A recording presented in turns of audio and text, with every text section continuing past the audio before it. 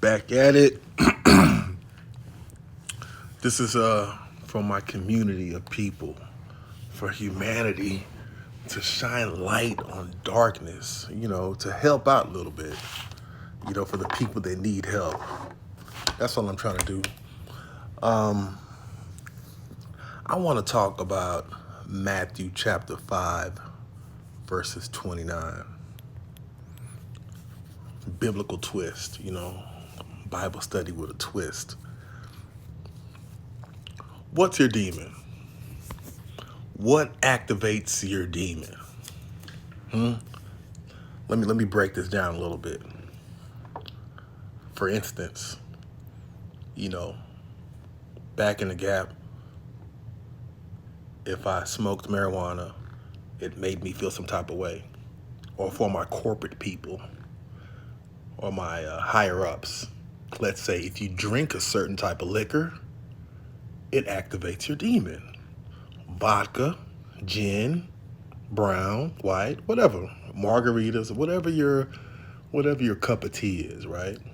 Because this can relate to anybody. So again, let's leave your color, let's leave your wallet, your money, your degrees. Let's leave all that outside the conversation, because that tends to create big egos, and we all know that's all, inflation. Anyway, what activates your demon?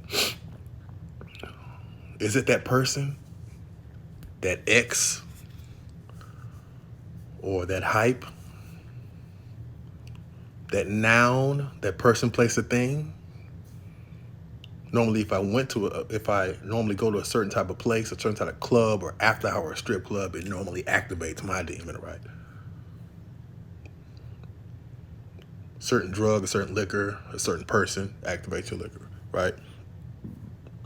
Which leads to sin, which leads to us getting outside of our body, getting outside of ourselves, doing the most, waking up the next morning regretting it, or regretting that choice, or regretting that decision. It makes you feel bad, right?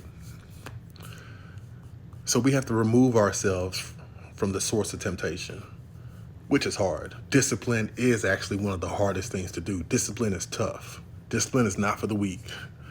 It takes a lot of practice in the gym to get discipline off the ground. So we have to do whatever it takes to avoid that sin, because it leads to death. It leads to a whole lot of other things we don't like. It might lead to disease. It might lead to a baby. It might lead to you getting locked up. It might lead to a disease. It might lead to, you want me to keep going? It might lead to a cancer, whatever. It might lead to you dealing with a crazy person, psychotic person. It might lead to a car accident. Should I keep going? It might lead to, what is it when you drink too much liquor, it messes up your kidneys or whatever inside, I've heard that happen, where the doctor say if you drink one more shot of liquor, you're gone. It might lead to a stray bullet at the club. It might lead to a whole lot of things, right? If you don't cut off that temptation. So whatever hinders you from that obedience of God is what you need to yield away from.